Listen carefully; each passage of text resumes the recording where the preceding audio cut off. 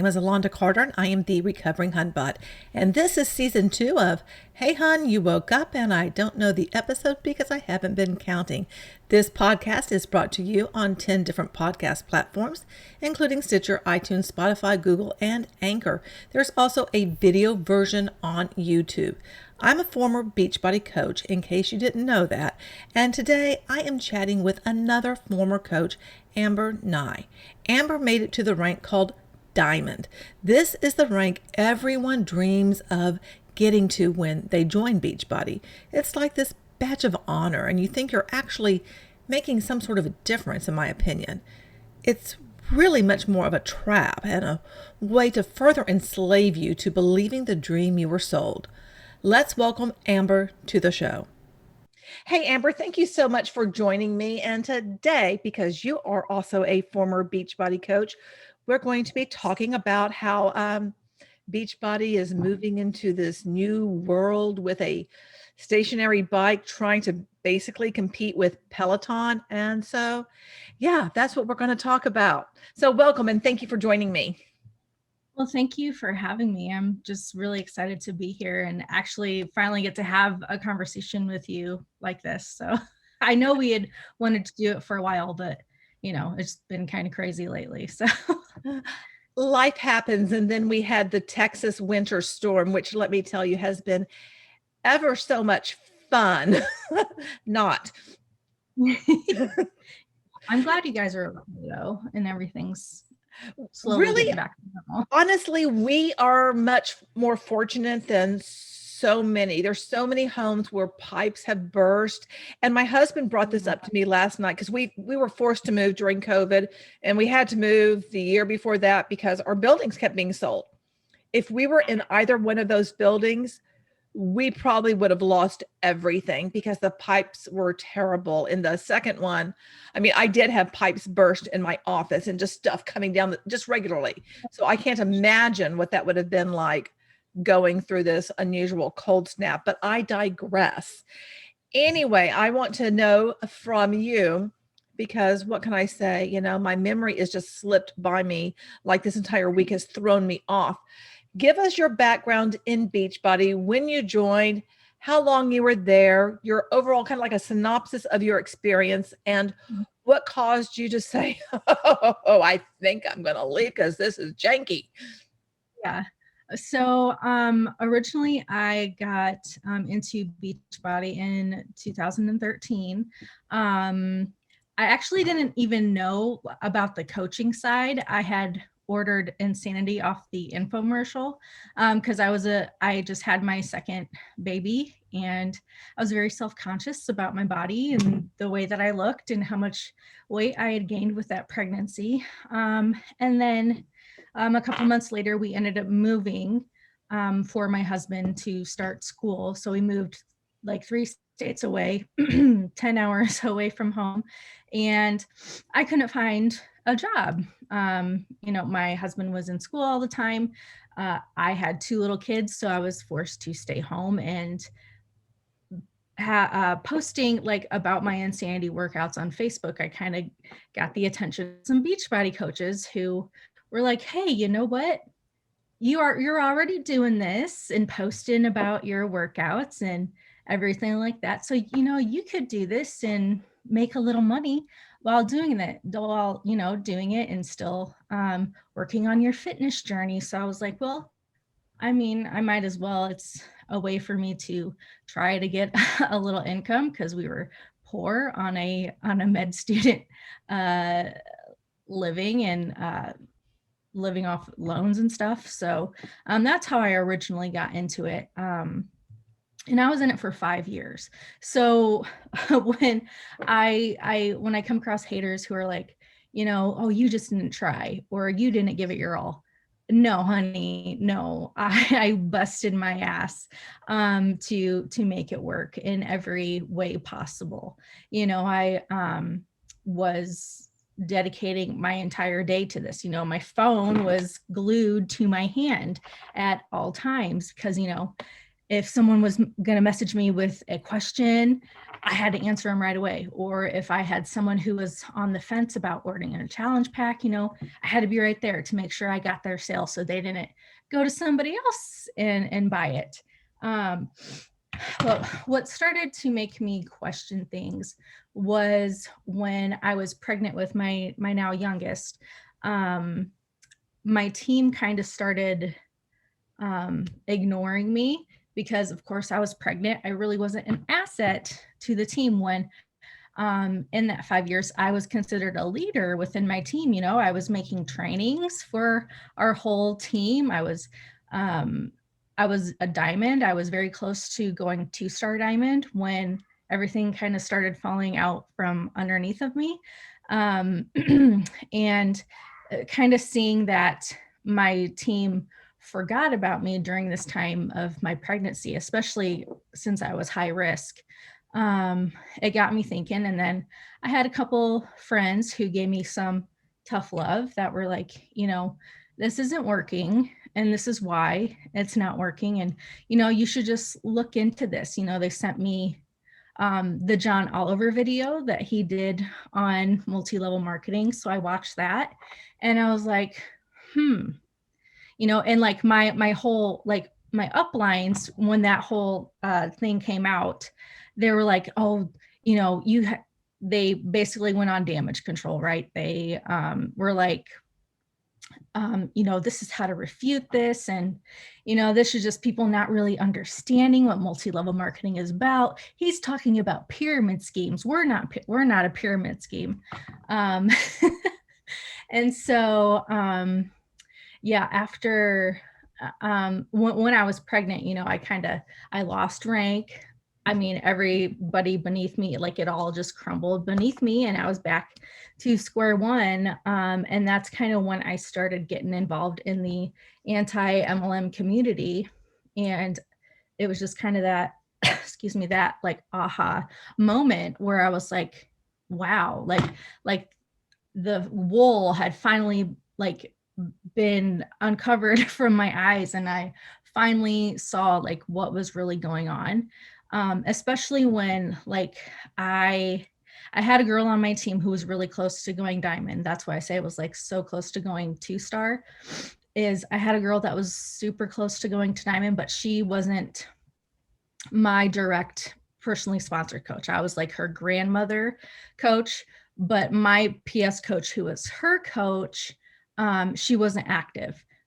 But I was trying to get this coach to quit so then her coach could move up under me so I could rank advance. And then she found out about that and she came to me and she was like, this really hurt me that you were trying to do this. And then I was just kind of like, what the F am I doing? Like that was like the light bulb. I was like, holy crap. Like, am I really this person? Like, who would go to try to undercut or backstab someone that I considered a friend just to benefit or, personally advance myself. And that's when I was like, I can't do this anymore. I can't do it. So I told everybody that I was taking a step back, but really I just completely quit and I canceled my my coach account and not even letting my upline know. But then I kind of posted on Facebook of why I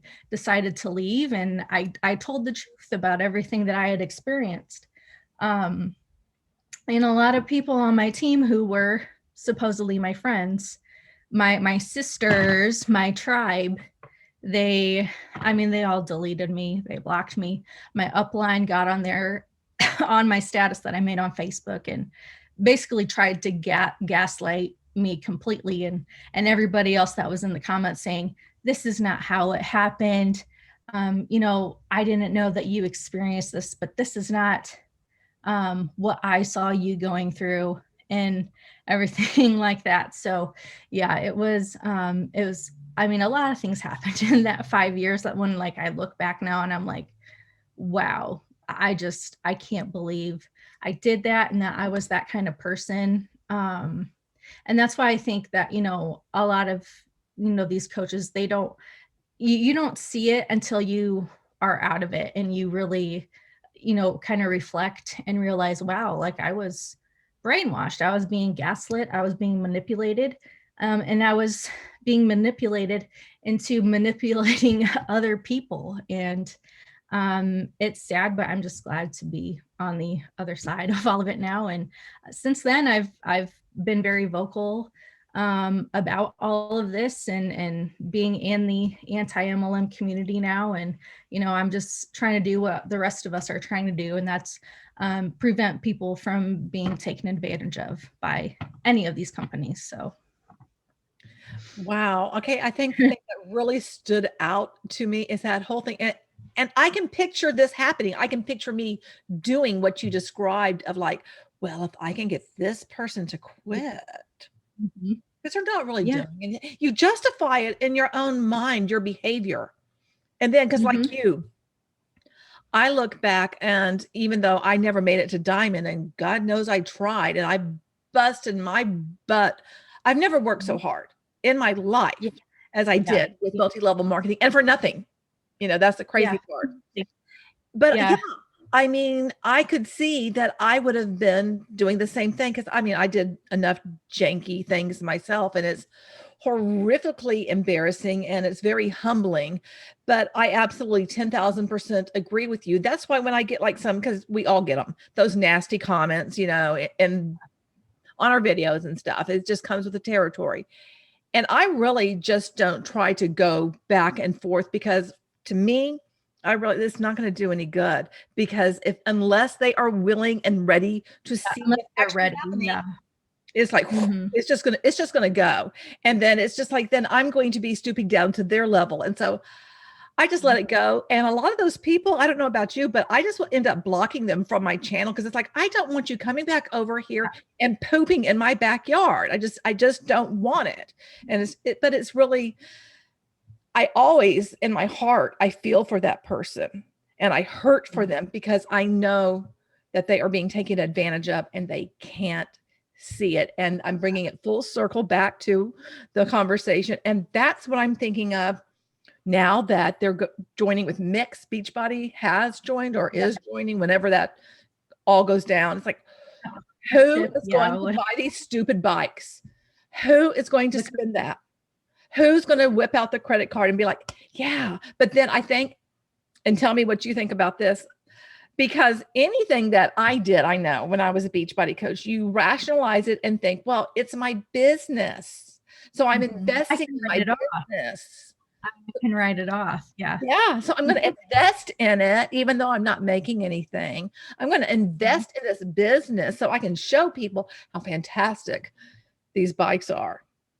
Yeah, just like you invest in the trainings or the personal development, or going to Summit or Super Saturdays or any other conferences, it's an investment. You can write it off. Well, I can tell you, I wrote off all of my expenses and I still didn't make any money, even through everything that I went through in that 5 years. So yeah, but you do those mental gymnastics. But I can remember being at, I think it was probably my first Super Saturday, and I was really taken back. It was like, what? I can't even get Shakeology for, a cup of Shakeology just like given to me. No, I've got to buy it. Yeah, in their little samples. Yeah. Yeah, $5. I was like, you go to any other company, anything, and you're given stuff, but no, not when you're an MLM. They're going to sneak into your pockets as often as possible and suck out as much money as they can. And again, that goes back to these bikes. Now, you've done a lot of research into Mix, and I am so glad that you did, because I'm just seeing this being a huge problem. So kind of give us an overview in case anybody watching has not seen your videos. And if you haven't, you definitely need to check out Amber's channel, which is Amber Nye, right? Is Amber Nye? Okay. Amber Nye, unfiltered and unafraid, because I am unfiltered and I tell it like it is. And I'm not afraid to put my actual name out there, because nobody scares me. So, but yeah, the Mix bikes is, I was kind of already like researching this because Autumn Calabrese, we love her so much, and promoting her new program, 9-Week Control Freak, around Christmas, she had put out a cringeworthy music video for, to promote this program. And in it, they dissed Peloton. Now, I had just gotten into doing Peloton at that time, and I love it. So, I mean, I thought that was just really bad taste. I mean, they literally called Peloton out by name in the video. If you go and watch my video, I play a little clip for it, and it's something. But in that, like the day I was planning on filming that video, the news dropped that Beachbody had partnered with the Mix fitness company, where they really kind of specialize in like this at-home spin cycle classes, and having the bike there to do it at home for yourself. So like, it was just so ironic to me that, a month ago, 2 months ago, Beachbody was saying they're better than Peloton or like Soul Cycle or any other sort of at-home cycling company. And then all of a sudden, now we're getting in the spin cycle game. So I was like, okay, I got to dive into research and do this. So what I found is that Beachbody is not technically like taking over the Mix company. There's still going to be a separate entity. So the bikes, it's still going to say Mix on the bikes. It's not going to be a Beachbody product per se. But in price comparison, it might be a little cheaper than a Peloton. But for financing reasons, because they all offer like a financing plan, it comes out to pretty much the same price as Peloton. It's just the bikes themselves aren't as good as a quality, from what I have gathered and from people I have spoken to who have either looked into those mixed bikes, before buying a Peloton, or who have the mixed bikes, and Carl saying that that this is going to be different than Peloton. Well, the thing about Peloton that makes it like a luxury item, or that gives them the ability to have that 95% retention rate, is their metrics. So they don't just go off your heart rate. They go off your cadence, which is your speed. They have your strength. Like, they have all of these metrics available to you, so you can monitor your progress over time, which that's what people love, and the community aspect of it. So with the mixed bikes, it doesn't have all those extra metrics like Peloton. They just go off of your heart rate, which for me, I don't want to just, I can monitor my heart rate with my Apple Watch. I want to be able to see how I'm progressing in my endurance and my strength and everything like that.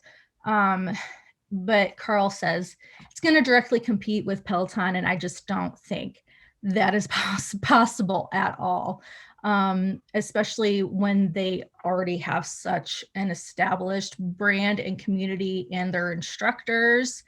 Their instructors have nothing on Beachbody instructors, and as someone who has done both things, I can confidently say that Peloton is the superior at-home fitness company, period. So when Carl said that he had, the idea to do this before Peloton was even a thing, I had to laugh at that, because Peloton was founded in 2012. So it's like, okay, Carl, you've had this idea for over a decade and you've just sat on it.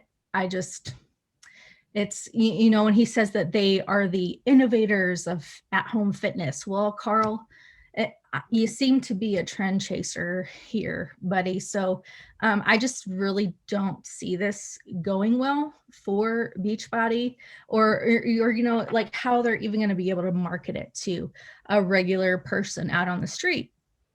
because one, the bikes, even, you know, fit like $1,300 for their just like basic bike is expensive for someone to drop money on. And then you go with the financing option. Well, you have to have good credit to be able to, you know, qualify for the financing. And if someone's struggling to buy a $200 challenge pack, I don't think they're in a position to be able to be approved for financing, or to just drop $1,500 on a bike, and or whatever kind of package that they plan on putting together. So the way I see this is, the only money they're going to make off of these bikes is from the coaches themselves. And I really don't think Mix has any idea what they've gotten themselves into by, you know, getting in the same boat with Beachbody. I see them hitting an iceberg and going down slowly. So yeah, it's going to be interesting to see how all of this develops. But yeah. I think it will be too. Now, myself, this is something that most people don't know about me, but I was a competitive cyclist back in my 20s. And so I'm way familiar with, like, you know, being on a bike, which during the pandemic, the purchase of bicycles has gone way, way, way, way, way, way up. So to me, I look at this and I'm like, okay, like you said, you know, is he chasing something? Is he thinking, oh, people like bikes, what can I do to do something that's going to leverage that? And I have no idea what kind of financial situation Mix has been in over the past year, past 5 years, no clue. But I definitely see it as something as like, well, now that we know we're going to still be in this whole pandemic thing for a while, people like bikes, but what if they buy a bike and they're just staying home because we could go on lockdown again? I mean, we just had, you know, like we were talking about the whole storm here. We don't really know what's going on. And so I can see that kind of being appealing to Carl in his brain, thinking this is a way to bring in more people. But I really see it as enslaving the coaches even more and getting them more entrenched into the idea that they're going to be making money because they'll be able to, you know, I'm sure they'll come up with something where they're supposed to be able to make money with these bikes. Yeah. Or it's more debt because, you know, as they say, just throw it on a credit card and pay it off when you make the money back. But as we know, 9 times out of 10, you don't make the money back. So not only is that going to ding their credit even more, eventually they're going to be stuck with a bike that they don't even use, because as I said in my video, you know, there's coaches already out there talking about, I don't like spin bike, you know, or spinning, but if spin is the thing and Beachbody says it's the thing, then I'm going to do it. And it's just like, oh no. Yeah, I took spin too for a long time. I used to go to Bally Total Fitness, and this is before I was ever involved with Beachbody. And a friend of mine taught it. Oh my gosh, he was so mean, and I mean mean in a good way. He'd be, Alana, 2 more spins. He's from Puerto Rico, so he has an accent, and I'd be like, I mean, I'd be flipping him off all the time. But I loved it because it really did push me and energize me. I love doing spin, so I can see people, some people, not all, because spin is not for everyone. It just isn't. No, you know, just like kickboxing isn't for everyone. You know, step aerobics isn't for I mean, everybody has like their thing that they enjoy. And I think sometimes that's one of the things that bugs me about Beachbody is that they're trying to be everything to everyone. And when you do that, you're nothing to no one because you're not really specializing in a particular niche. Now, this is very niche down, but I don't see it being something that's going to explode their growth internationally. And maybe we're both wrong. Maybe there's some grandiose plan, but I really see it being that trap more. It's like it's more quicksand for the coaches. You're just sinking more in, but then mentally you're like, well, I've put in all this money. Isn't it the sunken cost fallacy? And so it's like, now I've got to keep on going harder and more into it. And then it strengthens your belief in the overall company. Meanwhile, you are going broke the entire time.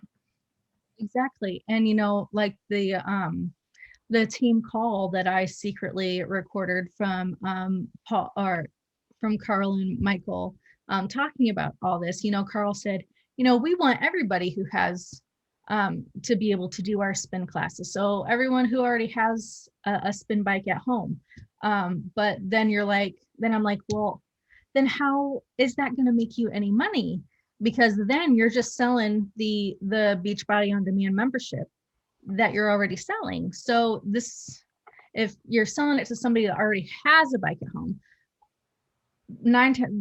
if they're already a customer, they're already doing the Beachbody On Demand workouts, and how is that going to benefit the coaches already?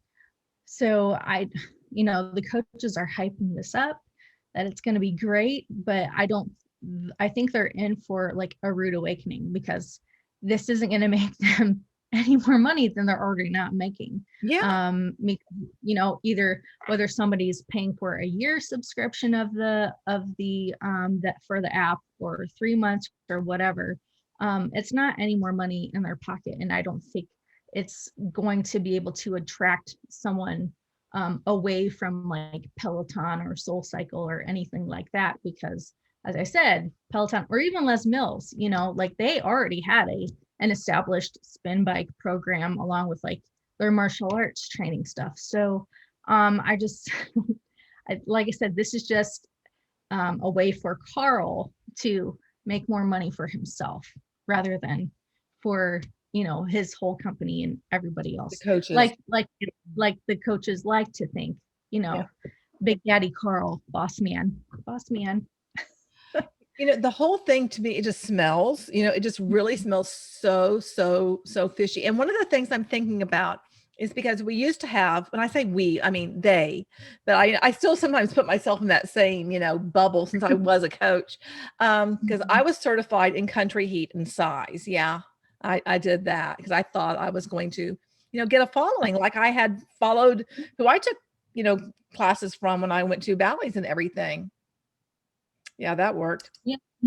And then they did away with the whole live instructor thing, and people were really pissed off about that. Yeah, I talked about that when that happened.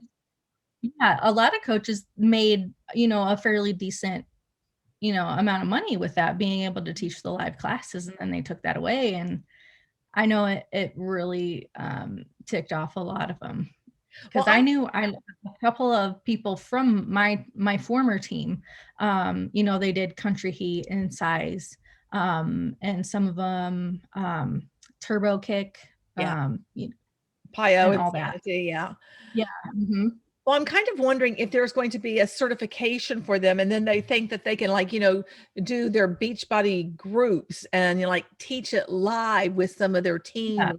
Yeah. I just am wondering what's going to go on there, because there's going to have to be some kind of carrot to get the coaches more involved with this overall team. And I was thinking that too, because the thing about Peloton is you have brand new classes every single day. You have live classes every single day. So you don't have the repetition like these Beachbody programs have, you're doing the same workout every couple of days. It gets really boring. And you have those live classes that actually motivates you to get in and do the workout. You sign in for the live class, so you get up and do it. Even if it's at 8 a.m., I'll get up and do it because I want to do the live class and get a shout out from the instructor. But yeah, I don't see how that's going to work, especially because these coaches already are not qualified to be teaching anybody about fitness or instructing them on proper form. I know I wasn't, looking back, I'm like, oh my God, I can't believe I even tried to tell anybody how to properly lift something or anything like that. So this is my reminder to everyone that these coaches are not qualified to be teaching you anything fitness related, especially on a spin bike, on a piece of equipment like that. It's going to get dangerous. People are going to get hurt. People are going to think they can just jump into it, never having done spin before, and Sally down the street, Miss Coach, she's going to say, oh, this is easy. It's not really that big a deal. You need proper form so you don't hurt your dang knees. And this may bring about more problems than they anticipated. So, I'm really trying to encourage everyone to stay as far away from it as possible. Well, because Beachbody comes out with new programs all the time. Every 3 months. Yeah. With this, because it's like that they will do one thing and there's a big push for that one thing. So there'll be a big push for the launch of this. But are they going to have more new programs come out all the time as frequently as Peloton? Or are they going to jump to something else? Because I think we've yet to see, are they doing a bar? Oh yeah, they have bar blend. That's right. But like one workout and bar blend, that's it. So, I just don't see how they can sustain the excitement about it unless they do something like what Peloton does and have literally every day, live classes. And I'm wondering, like, who are they going to have teaching this spin bike? Autumn has already, kind of teased to the fact, she said, before I got pregnant a long time ago, I used to be a spin instructor. So I was like, oh my God, please. And like we were talking about a couple of days ago, she's Carl's cash cow. So I guarantee you she'll be part of the teaching, part of the cycling program. Like she said, I used to be a spin instructor. Joel and Jericho may also be teaching that, since they were previously with Les Mills and they already had an established spin bike program, everything. And so it's going to be interesting, because if you've done Peloton, the instructors, like, they're irreplaceable. So it's going to be hard to compete with something like that. Even my friends who have Peloton, they're like, I would really love to see them try to pry my Peloton out of my cold dead hands, or even try to compete with, a Cody Rigsby or an Adrian Williams or a Jess King. Because that's, another big aspect of the appeal of Peloton is just the instructors, because they seem so real. They're just real down to earth people. Never once have I felt pressured to, be on some sort of diet or, have any sort of supplements pushed on me, anything like that. They're not about that toxic diet culture like Beachbody is. So it's going to be a really hard sell. And like we said, it's only going to be the coaches that are going to be able to, I think, really make the sales themselves for Beachbody, because as we know, the coaches and the distributors, they're the best customers. Yeah. So, yeah. Well, and I'm thinking, like, okay, let's just say I've got a Peloton, but now someone has convinced me, to do the mix. Are they going to then convince me to sell my Peloton and then buy a mix because I've got to have that bike? The Peloton isn't, it's exactly. And that would be hard, who's going to do that? And what I gathered from Carl from that, little Zoom they did was, it's not technically about the bike, but the tablet on the bike gives them access to the Beachbody On Demand. So again, it's just selling the Beachbody On Demand membership, which again, that's not going to put any more money into the coaches' pockets, especially for the customers they already have on Beachbody On Demand, that can just go and buy, a $300 bike off of Amazon, than spending, $1,500. And then, like I said earlier, with the financing, if someone chooses to finance the bike, how's that money going to go back to the coach from, financing the bike and paying monthly for it, especially with Mix still being a separate company? I don't see how it's going to work. Now, I just thought of this. Tell me what you think of this.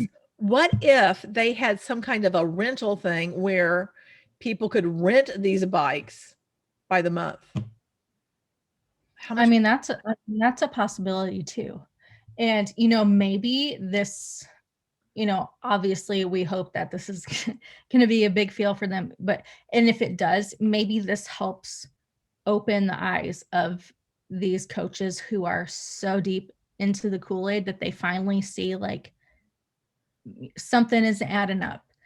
This isn't right. This isn't starting to look right. Maybe I need to have a second look, you know, get a second opinion, talk to an impartial friend who may give me a little bit of tough love, you know, and then maybe this could sort of finally, maybe we can finally start to see the slow unraveling of the Team Beachbody Coach Network. Because as we say, we thought that you know, the open fit thing was kind of the start or the sign of the start that maybe they're going to start doing away with it. So I mean, my guess would be like at around summit time this summer, they'll like have more information, you know, they'll hype it up about what's to come with the SMIN stuff. So yeah, I'm just hoping that, you know, once this kind of bombs as I think it's going to bomb, that, you know, maybe it's going to help more people finally get out of it. So Well, maybe one of the things, because back in 2017, when, you know, Beachbody On Demand, like, you know, came on the market and people were leaving in droves. And then there was that damage control of some of the high ranking Huns coming out to, like, you know, basically slap everybody who had left and said how horrible they are, all leaving for direct sellers. And oh, what's the keto one? What is the other one? prove it, the Yeah. keto Yeah. ketones, Yeah. and then Both the of wine. those. Yeah. They left for. So maybe there's going to be some sort of an exodus from this too. I don't know. I'm making things up right now, you know, just like we're just It's just speculation. Yeah. but I mean, I actually really hope that happens, because do you remember we used to be able to see in the back office how many coaches there were in the network, and then they took that away. And I think that was very calculated. It's like, oh, you don't want us to see it going, you know, up and down and up and down. For me, I think one of the things that started bugging me, and it was when Shift Shop came out, is that you had to have special equipment. And the whole idea about Beachbody On Demand was you don't need equipment. You have everything you need. And now every single program is like, you've got to have specialized equipment. Like the 9-week control week. Yep. With the track thing, the door track thing. Like, yes, which is a train wreck for so many. And that's like, it's like, ooh, it's a resistance band workout. Whoa, like there's a ton of those you could do for free. Like I just yeah, and then the Shift Shop with the little marker things, and I never got into that because I had gotten pregnant around that time, so I didn't really get into that program. Why do you use Post-it notes? And now it's like, why am I buying something? Post-it notes. well, and now Chris Downing isn't even part of Beachbody anymore, which is great for him. Like, so I wish Shaun T would go that route too. Oh, but I love Shaun. He has to smell really good. He is so adorable. He is so adorable. I want him to step away, and then I'd love to be able to hear, like, you know, him speak out. Yeah. I'd love for some of these people to say, to hell with my NDS. I'm talking because this needs to happen. I would love for that to happen. And I mean, I've heard a bit. I mean, I think Shalene kind of alluded to a little bit why she left, but I'm sure she still has like an NDA where she can't talk about anything. But I would love to hear her story when she's ready to talk about it, because I know Carl fat shamed the crap out of her and pressured her to be so skinny to do those programs. And, you know, she, even in like Turbo Fire, you know, she was so tiny, and then she had just like the tiniest little smidge of belly fat, and like she was pressured to keep dieting and cutting down. It's like, she's already such a tiny little person as it is. But yeah, I just still sucking off of the, you know, the bones of MLMers because of the things that she offers with, you know, like horses. And I'm like, okay, you know what? You're still a problem. You're still problematic. Yeah. Yeah. So I don't know how they can keep on coming up with new programs. Well, the only people that are jazzed about any of it are the stinking coaches, and that's about it. No one else. And again, it's like we said, the coaches are the best customers. So, I mean, and there's what, 400,000 plus coaches. And I think I did the math was, if every coach bought one of those mixed bikes, it would be around $800 million that, Beachbody would make from just coaches buying the bikes. So, again, it's just more money for Carl. You met him, didn't you? I didn't meet Carl. I met Michael Niemand. Okay. Yes. What was your impression of Michael? I mean, he seemed very polite and charismatic. He was a little drunk when I met him, because it was at the Success Club party. So he was a bit drunk, but at that time I thought, oh, he's a nice guy. But then, I mean, he's just as much a problem as Carl is. So absolutely. They all are, it's like, and no wonder. I mean, my gosh, if I were him, I'd have to be drunk to be at those parties too. Cause it's like, they've got to look at themselves in the mirror sometime and know that they are bilking money from people. I mean, how can they not? I mean, yeah. And that's, I mean, they know. And that's why I say there comes a certain point when as a coach or a distributor where you realize that the only way for you to be able to move up in rank or get more income is you have to be dishonest and continue to manipulate people. That's, the realization of what I had with, trying to get that coach under me to quit so her coach could move up to me and I could rank advance. That's why I say people, I know there's other anti-MLMers who say, well, no, sometimes you're just so deep in it, you don't realize it. But I'm like, I don't know. I think a lot of them, especially the top ones, they know exactly what they're doing. They know exactly how to manipulate people to profit off of them. And I think it's like a training ground to learn those tactics of how to do that, and it's like either you continue it and you become the problem, you become the predator, you are one time a victim, and now you've changed, fundamentally have changed. Even the top ones, if they never got involved, I think we would see completely different people. And that's what I say. Like, I mean, from day one, you are thrown into it. You're thrown into the trainings. You're taught those grooming tactics. You're taught how to, a no isn't a no. It's a not right now. You're taught to keep pushing and keep pushing, and like looking back and as a survivor of a sexual assault, I look back and I'm like, I can't believe I became that person that like I've been so outspoken against. Like I became, a predator. It's just it's really messed up when I look back at it, and I'm just like, I'm just so glad I'm no longer, taking part in that kind of system anymore. Yeah, me too. I look back and there's one thing that I realized over the past week, and I think I will probably do a video. I don't want to reveal it here because it really makes me so completely uncomfortable because it's absolutely horrible. But it's like, I for myself, I feel like I keep on finding other areas and other nuggets of like how I was damaged by this beast of a thing. And that's what I don't think most people realize. And if you haven't been in an MLM, I mean, I think you can still like kind of get it to a degree, but I don't think you get the depth of it because you didn't undergo that transformation. And now you have to come out and have to peel that off of you and kind of like, oh, there's a little piece here. Let me pick this off because it still sticks. There's so many layers.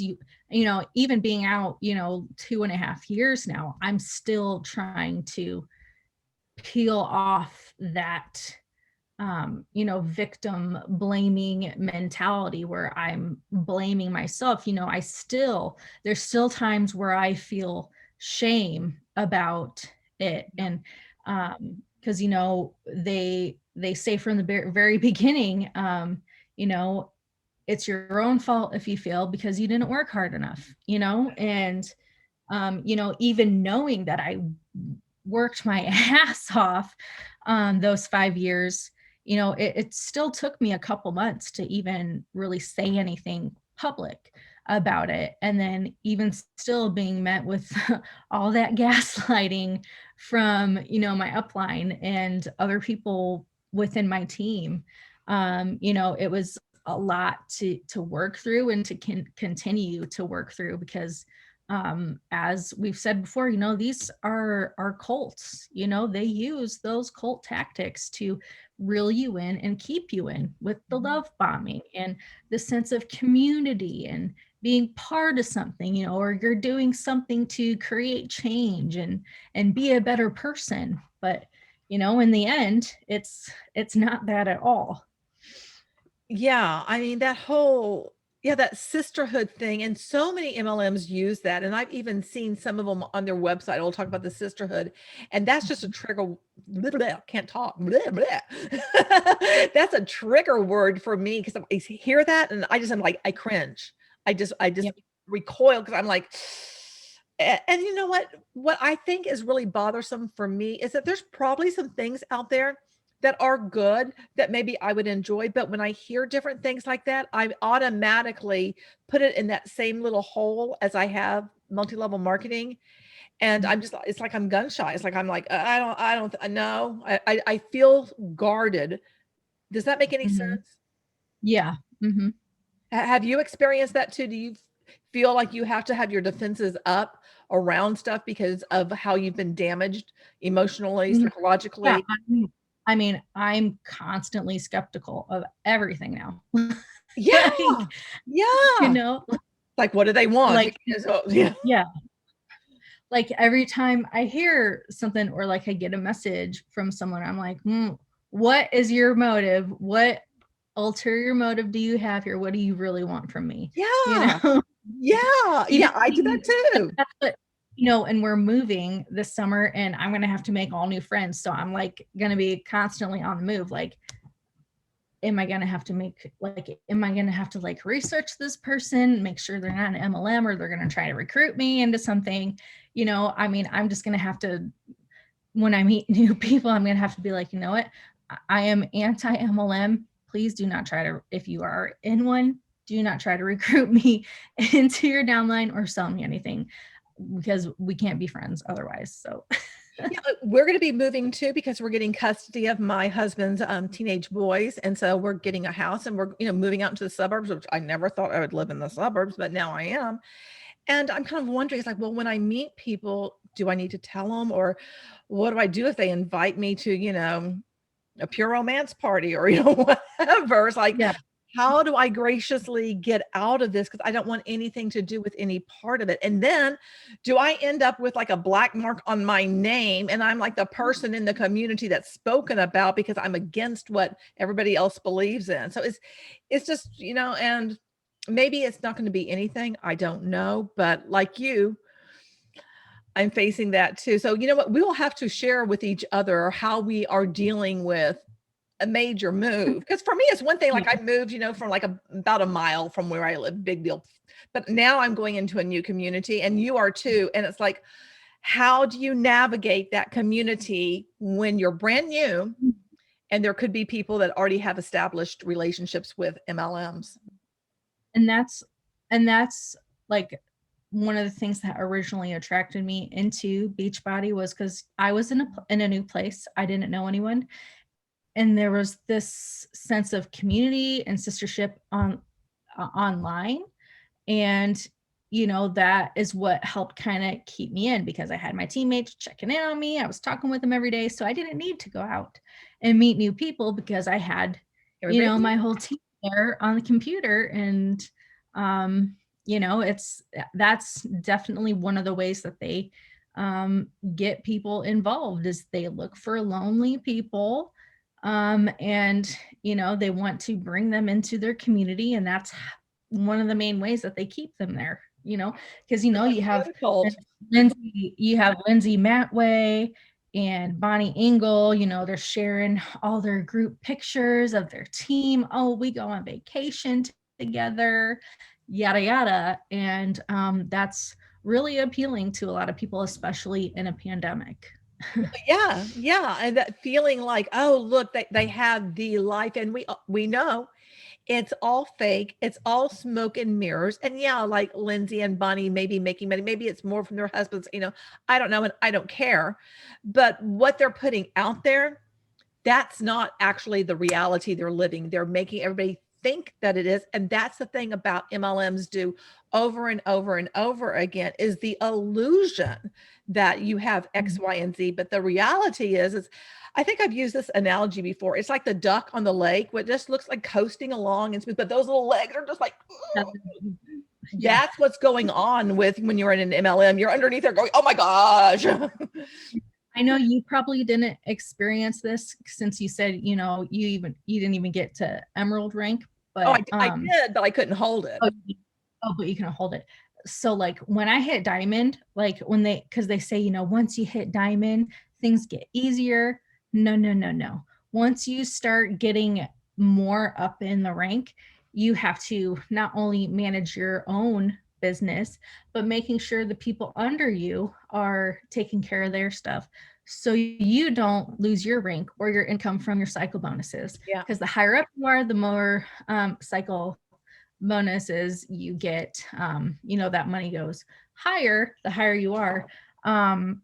So like it was so stressful, not only having to make sure I was doing what I needed to do to hit Success Club every month and maintain my rank, but making sure that, you know, my coaches were hitting Success Club and keeping their ranks intact, and me trying to mitigate any problems that they had, so I can make sure that they didn't lose their rank. And then that's how it all just kind of starts crumbling underneath of you. And you know, and it never works out. And then unless you're someone who got in at the very beginning, you know, it's never going to work out. It's never going to. Even though how many times they try to tell you that it doesn't matter what rank you start at, you know, you can pass up your sponsor, whatever, you're not gonna. Yeah. I've never seen that happen, you know. I mean, there's like these myths of it happening. I've never witnessed that, but you know, it's so fascinating and frustrating and irritating that the story like you're telling, it's like you could be anyone. You could be me, I could be you. It's like we all share these same stories, and I think that's what frustrates me the most on those people who've yet to see it. It's like, but Yeah. I know really what's going on. You're just trying to make people think something is what it's not. And that's what's funny. The other day, I'm in a group on Facebook for tracking your macros, and I got into an argument with a Beachbody coach in the macro group because she was trying to because someone asked about who used Peloton, who used Beachbody On Demand. And so I always feel like those kind of posts are like from coaches themselves, just like trying to fish for stuff, you know. But this one coach, she got on there and she was sitting there arguing with me when I sat there and said, you know, I know how this works. I was in it for 5 years. No, I didn't fail because I didn't work hard enough. I failed because the system itself is set up for you to fail from the very beginning. And she sat there and tried to gaslight me the whole entire time, basically trying to make it seem like my experience was just like a one-off, like, you know, abnormal thing. And I was like, no, there are thousands of people with stories just like mine. Like, you can't sit here and deny that. I will bring you articles, like statistics, videos from Facebook from people who had the same exact experience. So, I mean, it's sad when you see it, because I was like, I know I can see you're a Beachbody coach, and I'm not trying to convince you otherwise, but I'm just telling you what you're doing right now is exactly what I'm telling people, is that you're using these gaslighting tactics to make it seem like this isn't like a real problem or a real issue when it is. And then she was like, I am a Beachbody coach and I'm fucking proud of it. And I was like, okay, lady, Good for you. I'm good for you, but I'll talk to you in a couple of years when Right. And when it falls apart. So all of that is one reason I've used like Shanann Watt's story so much, and like showing the MLM side of it, because every true crime, they just kind of like gloss over it, except for True Crime Rocket Science, and he's gone over it some, but it's like no one knows MLM like someone who's been in MLM. And that woman was working so hard to keep everything together, to the point where, I mean, they already bankrupted once. They were already in thousands of debt. I mean, it was all about appearances. Yeah. And keeping appearances up on, fake it till you make it. That was, selling the dream. When the dream was, they all sell the same thing, different product, same thing, the dream, the life, the illusion. Designing your own life, being in charge of your own destiny. Oh, don't you want to cut your spouse? No, I don't. You just said something. Yes. What is that? It's the phrase of about like, life by design or something like that. I hear that. Oh, yes. And it creeps me out now. I just recoil. And Lindsay says that like all the time, but it's like they're programmed in all of this. And with her, it's quote, working out, but is it really? It's like, what's really going on? What amount of stress is that woman under in order to sustain all of that? Because you're never just sipping Mai Tais on the beach and just like passive income, rolling up. Like I said, like my phone was glued to my hand 24/7. And still, I mean, my husband would be like, get off of your phone. And I'd be like, no, I have to do this. I'm talking to somebody about this program. Like I'm trying to talk them through it of how to buy and yada, yada, yada. And like, I was, it was sold to me as like, oh, this is a way for you to be more present with your kids and spend more time with them. But I couldn't do that with my phone in my hand 24/7. Well, Amber, I want to say thank you so much for meeting with me. And, one day we'll be able to do the live stream, because we had a live stream fail.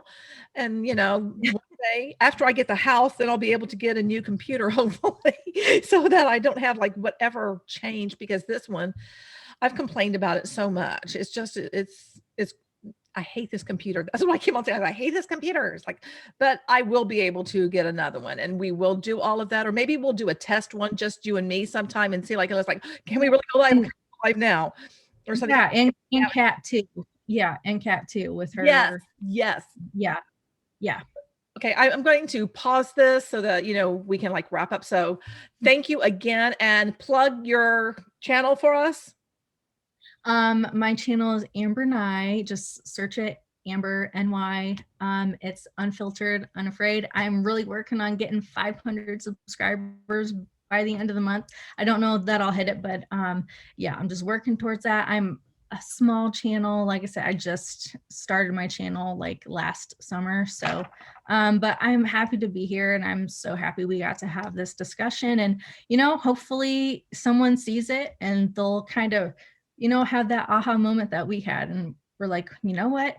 Maybe I need to take a second look at this. Yeah. But I'll put a link to your channel in the description and all that stuff. So thanks again. Thank you, Alonda. Amber, thank you so very much for your time. I always enjoy talking to someone else who was once a part of Beachbody. I hope more people like you wake up and choose to walk away. I know the anti-MLM community will most definitely welcome them. Anyone who walks away, you're welcome to, lock arms with us. Be sure to check out Amber's YouTube channel. It is Amber 9. There'll be a link to that in the description. And remember, you're beautiful and I love you.